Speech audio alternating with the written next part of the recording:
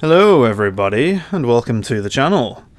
So, in today's video I'm doing something a little bit different, and if any of you have heard in previous content, I have said that I didn't really want to do anything WoW related, but I have also mentioned that I am a bit of a WoW fan, and here we are. So, World of Warcraft, for those of you that don't know, has many different versions of it. There's Classic World of Warcraft, there's Retail, which is the current up-to-date version of it, and there is Classic with a twist, which is called Season of Discovery. That is the one I'm mainly playing, and in today's video, this is going to be quite a long one, so please bear with me for this one. We are doing the first guild run of Blackwing Lair, which was released recently in Phase 5 of Season of Discovery. This is just our run on the raid. It's our first run. We didn't get to do it straight away as soon as it was released on the first day due to low turnout, so we do have a few pugs with us as well. And we're not running it at 40 man, we're going 26, so this should be good. And we're going to skip out all the things like mechanic discussion, tactic discussion, and trash and stuff like that. We're just going to have a quick compilation of the boss fights, and on top of that, I'm not the greatest player in the world. I'm pretty terrible, as a matter of fact, so there will be a couple of fights where I'll either die halfway through or I'll be dead near the end, so yeah, please don't judge me. I'm a terrible arcane mage. Yeah, there we go. There's our countdown timer for the start of the first boss. This is Razorgore, and in this one of our main tanks has to mind control the Razorgore Dragonkin boss, and he has to go around using him destroying all of these eggs that are on the floor, and the rest of us just kind of have to stand around and kill all of the trash mobs that come in and try and prevent those trash mobs from interrupting our bear tank. Now, I know I've said in the past that I didn't want to do World of Warcraft content, and here I am doing World of Warcraft content. I was convinced by a fellow guild member to record this and make a video out of it. You know who you are. You're terrible. Anyway, let's get on with this boss fight. Now, this boss fight is pretty dull, I'm not going to lie. For the majority of you, you're pretty much just going to be standing around waiting for most of it. In Phase 1, like I said, your main tank has to use that kind of blue beam there to mind control the boss. They will then use that boss to run around, destroying all of these eggs. There are 30 of them in total. Now, we aren't doing this on the hardest difficulty. With Phase 5 of Season of Discovery, there are 4 or 5 extra mechanics that you can add into it. One of them being a hard mode, which we haven't got activated for our first run, because a lot of our guild, or some of our guild, haven't ever run this before. So we decided not to run it on the hardest difficulty for our first week with it. And yeah, as I've said, I am playing an arcane healer mage. Probably one of my favourite classes so far. It was a bit of a test throughout Phase 4, but with the changes they made in Phase 5, I'm really enjoying playing it.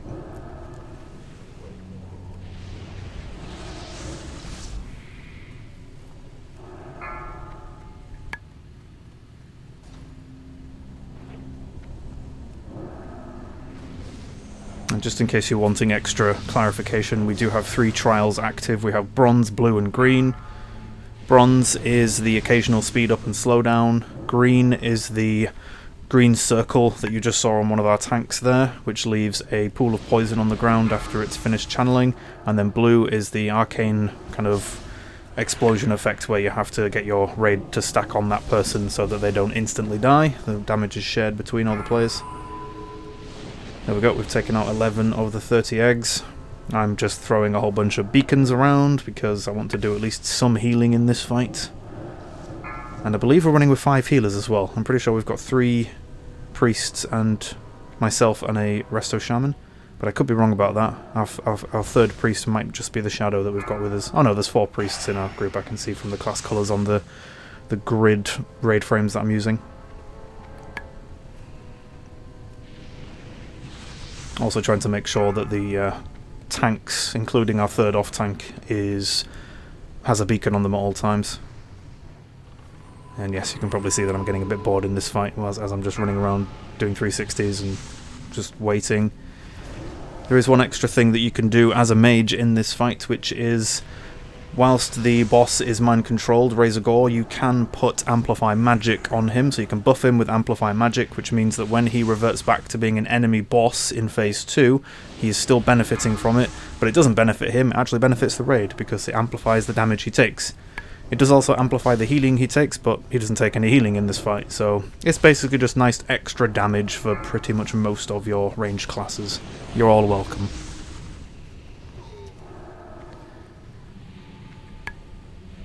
How are we doing on our eggs? We have 18 out of 30, so we're over halfway. Now the trash monsters that will run in, or the ads that will run in throughout this fight to try and interrupt the boss and the tank who is controlling the boss, they don't have a huge amount of health, so they die pretty quickly, especially on a higher number raid.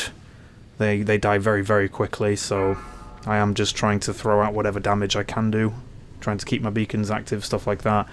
But again, there isn't really a huge amount of damage flying around in this fight.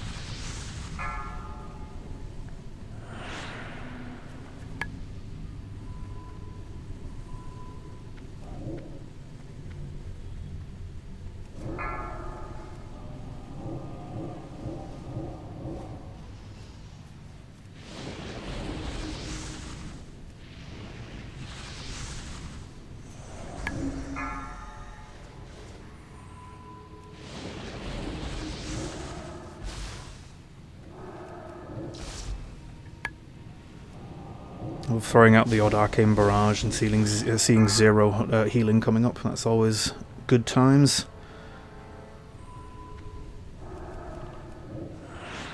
Oh well, any additional damage, there we go. You can see the extra speed up I got there is the bronze trial that we have active. Sometimes it will speed you up, I think it increases your move speed by 50%, sometimes it will slow you down, which I think decreases your move speed by 50%. I'll have to double check and confirm that, but yeah, that's the bronze trial. Okay, I believe we're on 28 out of 30 eggs. Oh no, sorry, 26, I can't read. There we go, 27, 3 more left. So this is the time where we start positioning ourselves and getting ready for the boss to turn back to hostile so that we can start attacking him. As you can see, I'm preparing the melee groups with their beacons. I really don't think there's a huge amount of damage in this fight, even when the boss turns back to hostile. I think he doesn't actually do that much. You can burn him down pretty quickly. And we've got 29, so we've got 1 left. We're all starting to get ready, everyone's grouping up and warming up the cooldowns and getting ready to burn him. There we go, 30 out of 30, and now we are going to go smash his face in.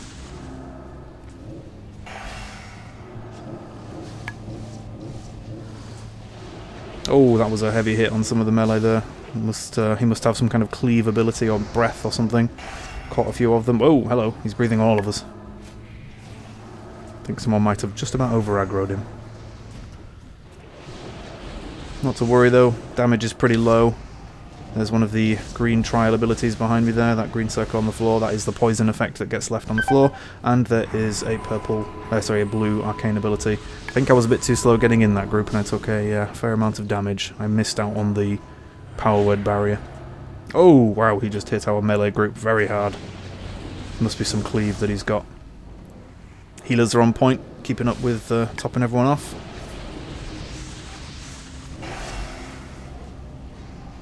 Oh, wow. There we go. Down he goes. And that is Razor Gore. Now on to our next boss. Next up we have Veilstraz, the second boss. A sleeping dragon which we have to speak to in order to wake up. As you can see, our pull timer in the middle there, 5 seconds left. 4, so, 3, with Veilstraz, 2, there is one main ability that you all need to pay attention to as ranged DPS and healers, which is Burning Corruption. It's a stacking debuff, which I believe deals damage over time, and it stacks up to, is it 20? And if you hit 20 stacks, you die, and you also deal quite massive amount of AoE damage in a circle around you. So you need to keep an eye on your stacks, and around 15 to 17 you need to leave the group that you're stood in. That does count for melee DPS as well. For tanks, it's pretty much just an enrage mechanic. Can't really escape it as a tank, so that's why we're currently running this fight with three tanks. Then obviously with the fact that we have the blue and the green trials going on in the raid as well, we're going to have to keep an eye out for both of those and make sure that whoever gets whichever trial either stays with the group if it's blue, or runs out of the group if it's green. Now, one good thing about this fight is that she puts a buff on us right at the start, which gives us pretty much infinite mana, rage, energy, all of that good stuff. So you are pretty free to just pump away as much as you like. And with her being a Drake, or a dragon, she has a frontal swipe, a frontal breath, and her tail cleave as well, or a tail swipe. There you go, there's the green and blue trials. So the green person needs to leave, the blue needs to stay in the group. That'll deal a small amount of damage to all of us when it hits, there we go. So yes, with her being a dragon, she has all three of those abilities, so we have to stand at her side pretty much on the wing joint so that we don't get hit by any of those. Oh god, one of our tanks is being absolutely pounded. Now this fight probably was my favourite fight throughout the whole raid that we did, just because as an arcane mage I just got to stand still and absolutely pump some damage and heals at the same time, which I really like about arcane mages. And yeah, this fight is pretty much just a DPS check. I think on the black trial, which is the harder difficulty, she has 6 million health rather than 4. So yeah, it's just a DPS race pretty much. I think we all got hit by a wing buffet there. She must have turned ever so slightly and caught some of us. We have lost one of our tanks as well. There we go. Boss is down. Like I said, it's a DPS race and very easy to do. Not a challenge whatsoever. And that is Veilstraz.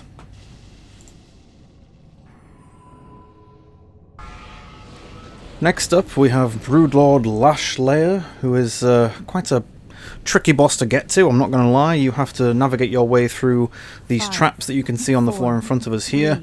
You need stealth rogues in order to disarm those traps, and after a certain amount of time those traps do reactivate, so you'll need to make sure that you keep deactivating those traps as you're making your way through the trash.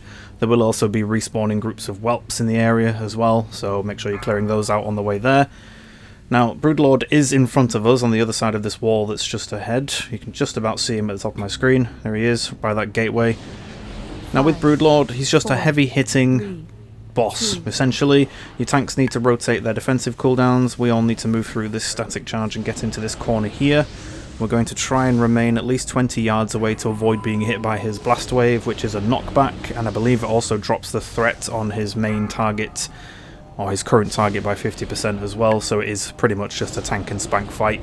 We're standing right here, right in this corner to avoid the traps, and we're also keeping him tanked by the gate so that we can just nuke him down.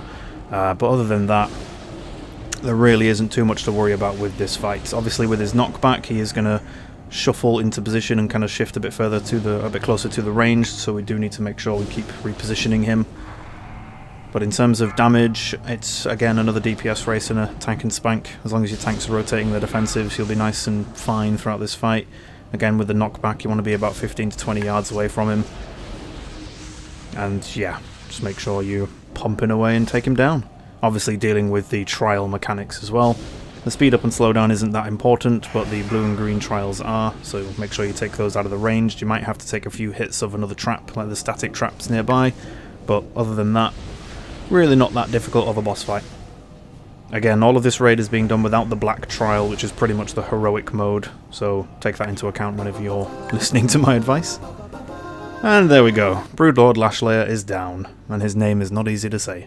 All the L's.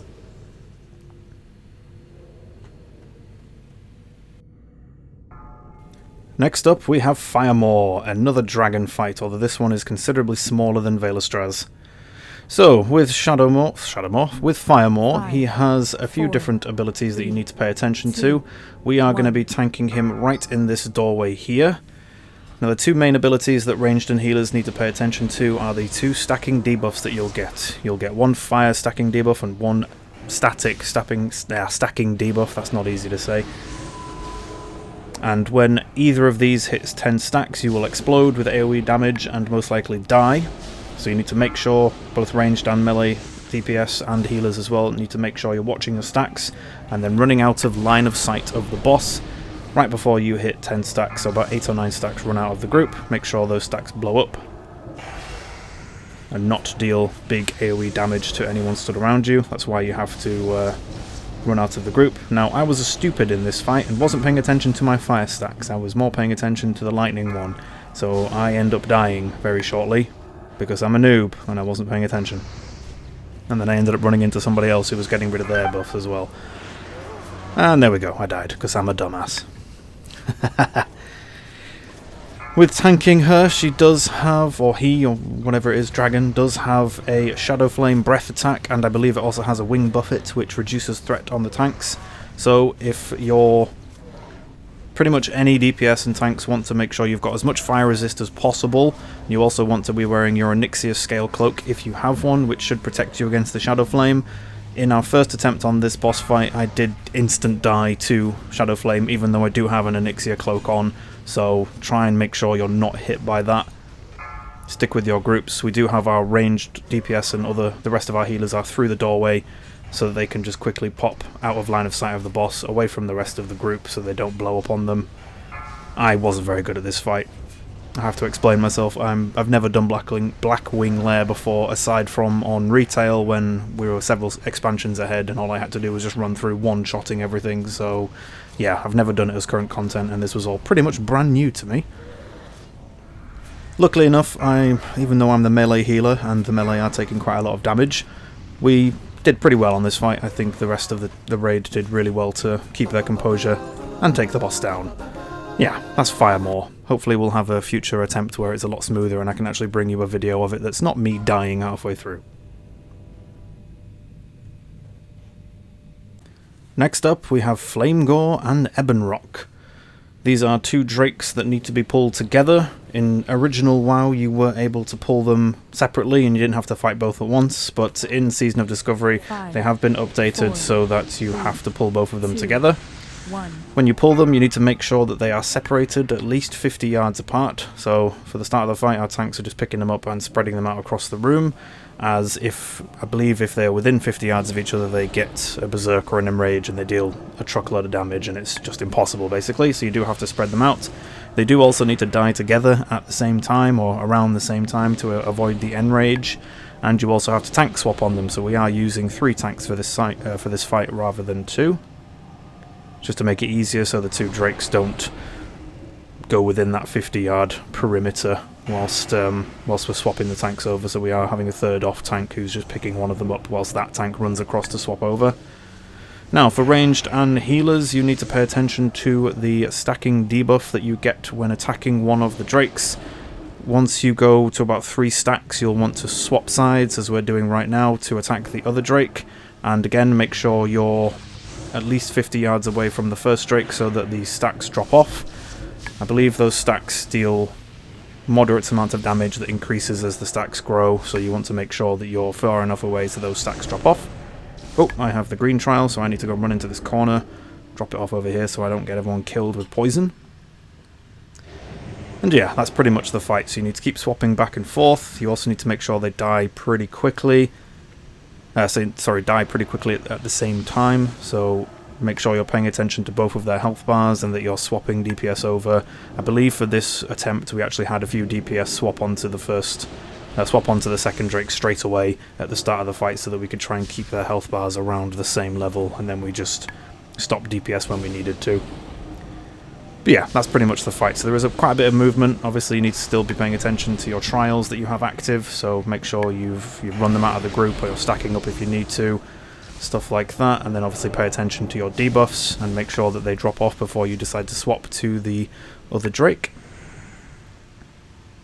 But other than that, there isn't much to this fight. For the tanks, there is a debuff that you get from, I believe it's Flamegore, I believe, has a debuff that you get that they heal when they're attacking you. So that's one of the reasons why you want to have a third off tank to pick that boss off you so that it's not healing all the time. Obviously with them being drakes as well, they do have their standard knockbacks and wing buffets and tail swipes and all that good stuff that drakes like to do in World of Warcraft. Here we are swapping back to the first one. And they're down. So that is Flamegore and Ebonrock. Next up we have Cro-Magus, a rather terrifying amalgamation of dragon and dog. He's a weird one. So with Chromagus, we are tanking him in the big gateway that is between the two rooms that he's currently stood in. He's currently stood through the gateway in front of us. You can just about see his back end. There he is. All the ranged are standing on this side of the gateway. All of us melee are going to run through the boss and stand on this side. Once again, I am assigned to being a melee healer, so I'm running with them, so I can stick with them on this side and heal them if they get damaged. Now, with Chromagus, he has two main attacks that you need to pay attention to, which are breath attacks. Now, with these breath attacks, I think there are 6 or 8 different breaths that you can have in total, and each week he will choose 2 random breaths to do. So each week you go and do this boss, make sure you pay attention to which of the breaths he's going to use, and that will determine what tactics you need to use in order to deal with those breaths. In this fight we have the time-lapse breath, which causes everyone in line of sight to be frozen with the time-lapse. Anyone who's not frozen by the breath, and be aware you can resist that breath as well, so if you're unlucky you might resist that breath. When you get hit by it, you're all frozen in time. Anyone who's not hit by it will then have aggro on the boss, and he'll probably walk up and one-shot you. He did that on our first attempt. He did it to me. I think I must have resisted the debuff because I didn't freeze. He turned around and bit my face off in one go. After the time lapse is worn off, he'll go back to attacking the tanks, and then you'll have a debuff on you called Bronze Affliction. With Bronze Affliction, it will periodically stun you throughout its duration. So if you're tanks or healers or any DPS who just want to get rid of it, you'll notice that there are piles of sand on the floor. You will also be able to loot this sand from trash packs on the way to the boss. You just have to click on one of those piles of sand and it will remove the Bronze Affliction, which will prevent you from being stunned. The second breath we have is Corrosive Acid, which we have to line of sight, so you will have seen us going into the corner away from the gateway to line of sight that attack so it doesn't hit us. Corrosive Acid hits pretty hard. It's a damage over time attack, so this is why we're all running into the corner to make sure we don't get hit by it. Now, Chromagus also has an Enrage, or a Berserk, which your hunters will need to rotate their tranquilizing shots in order to remove that Berserk or that Enrage from him. I believe it's every 15 to 20 seconds, so if you've got a few hunters, make sure you're rotating their trank shots to remove that Enrage. And then also, you can use Detect Magic again to reveal the element or the damage type that Chromagus is weak to, and then those DPSs can obviously enjoy a much higher DPS count. But they will also need to be careful when they're doing extra damage to him, because they can pull aggro if they're absolutely pumping away. So yeah, they'll need to make sure that they are not pumping too hard and pulling aggro, because again, Chromagus can hit very hard and will probably one-shot you. And that's pretty much all there is to this fight. Just paying attention to which different breath attacks the boss is going to use that week, and making sure you know which ones to avoid and which ones you can take. Use item. Oh, I've got given the green trial, so I just really well-timed blink into that corner to get it away from the rest of the melee, but I believe I'm also still line of sighting the boss, so I didn't get hit by the breath attack, so I was quite proud of myself for that. It was a good reactionary dealing with the mechanic. Now I do still have the Bronze Affliction on me, but as we were dealing with those mechanics, I've decided to ignore getting rid of it until afterwards. I can take a couple of seconds worth of stun and not worry too much about it. And that's pretty much all there is to this fight. As a mage healer, there are random curses being thrown about on different raid members, so I am trying to make sure that I am decursing those. There are also, I believe, poison and disease effects as well, so you'll have to make sure that you have some characters who are able to remove those diseases and poisons and stuff like that. But the boss fight really isn't that difficult. Once you've got the mechanics down for the different breaths and positioning him and stuff like that, it's pretty straightforward. But yeah, that's Chromagus. Okay, lastly, but by no means least, we have the penultimate boss fight, Nefarian. 3, 2. So, Nefarian is a two-phase fight. In the first phase, your best bet is to stand by his throne where he is currently talking to us in his human form. Throughout this first phase, there will be waves of enemies that charge at us, and we have to take them all out. The reason why we're all stood here is that we want most of all of the enemies to be in a pile when we kill them all, because at 20% remaining on his health bar, those enemies will respawn as skeletal versions, and we have to take them out again. I believe there's 40 you have to kill in total, so yep, we are going to be stood here for a little while just killing these enemies over and over again, and they don't have a huge amount of health, they're not that dangerous, so not too difficult of a start to the fight. In Phase 2, you'll see a big-ass black dragon come flying in from the outside and land, which will be Nefarian himself. You'll then have to pull him. You are going to pull him and keep him tanked mostly near the edge of the balcony where he lands. And throughout Phase 2, obviously he will have the standard dragon abilities like Wing Buffet, his Breath Attack, Shadow Flame I believe it's called, and he will also have a Tail Swipe. So you want to make sure most of your ranged and melee are all stood at the side. And then you will also have an ability called Class Call. Now, Class Call is... I'm not going to go through every single mechanic, as the fight isn't long enough to go through every single one, and I don't know all of them. But Class Call is basically where he picks a random class and uses a ability from those classes. So in this fight we had a Warrior Class Call and a Mage Class Call. Now one of the things we did for this fight was we had our mages stood at the back towards his tail end, but a bit further away, because with the Mage Class Call he uses Polymorph, and the last thing you want is your tanks or any of your healers to be polymorphed at an important time. So we made sure to have the mages stood away from the boss and away from the ranged groups so that they didn't polymorph a whole bunch of people. You'll see that when we actually get to Phase 2. And then for other classes as well, he will use random abilities from those classes. So for druids, he'll turn into a cat. With rogues, I believe he uses like a backstab or something like that.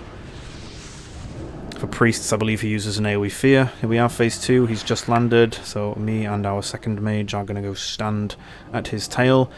One thing I really hated about this is that his hitbox is towards the front of him, which meant I had to stand quite far forward away from where we were supposed to be stood in order to do anything. But also, I couldn't put any beacons on people as an arcane mage, so I couldn't heal people properly, so pretty much most of my second phase was just stood around watching the dragon get killed by everyone else. So good job everyone, I enjoyed watching that fight. But I at least made sure to keep up the beacon buff on myself and my mage friend. Now we did have a third mage in the group who I believe was a pug and didn't stack with us, but we didn't have any problems with it, so we'll leave that as it is.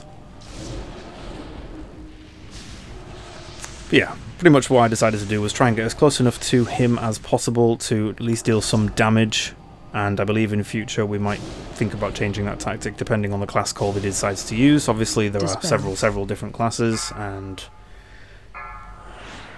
he might not pick our class whatsoever, so it might just be a case of avoiding that mechanic, or it might just be a case of we might not have to go out at all. There we go, we can see he's doing the class called Mage, and he's done it on me, so I have now been polymorphed into a kitty. I'm now just wandering around our mage friend, not really doing anything. Meow. I think I even say it at one point. Yeah, I did. There we go. Now I'm back into a beautiful goblin with my gimp gear on. He targets me again with polymorph, and I am now a giant giraffe. Fantastic. This is my entire Nefarian fight. The first time I ever fight Nefarian as his current content, and I am both a cat and a giraffe. There we go, stage 3, he's hit 20%, so all of the skeleton mobs have spawned. I sprinted up to them to try and get a Frost Nova on them to avoid them running straight into the range group and going crazy, which appeared to work. We had traps down, we had other mages run up and use their AoE abilities, and we nuked them all. They don't have a huge amount of health, so a few good AoE abilities will take them all down very quickly. And that is pretty much the fight. There really isn't that much else to it. Again, if you have an Onyxia Scale Cloak to avoid the Shadow Flame dot if you get hit by it, then I would definitely recommend wearing one of those. And there's Nefarian, and he dropped a lot of good weapons for us. We were all having a bit of a freak out in the Discord comms afterwards, looking at all the weapons he dropped. He dropped an amazing staff, and one of our warlocks got it, and he's now been power boosted to max. It was an amazing staff. But yeah, that is the Nefarian fight, and that is Blackwing Lair. I really can't say that name. Blackwing Lair. I'm so bad at saying that. Anyway, that is the Nefarian fight. That is our first attempt at this raid in Season of Discovery. I quite enjoyed it. Some of the fights were a bit frustrating. Some of the mechanics were very frustrating. I'm very happy or very looking forward to taking on some of the harder difficulties, especially the Black Trial. There are extra bits of loot and stuff you can get for taking on those additional trials, so yeah, it's pretty good, and it kind of augments the raid itself to add some extra mechanics and just makes it a bit more fun as well. Extra things you have to pay attention to rather than if anyone played in Phase 4 and you just had to stand there and nuke for about 90% of the Molten Core fights. Wasn't exactly an amazing raid. It was still fun, but some of the fights were a bit dull. Especially for healers. You just had to stand there and dispel for 90% of it. Anyway, that's Blackwing Lair. Thank you everybody for watching. Misk, if you're watching this still, screw you. And I shall see you in our next video, which will hopefully be Zul'Gurub, if I can get a decent recording of it. Goodbye, everybody.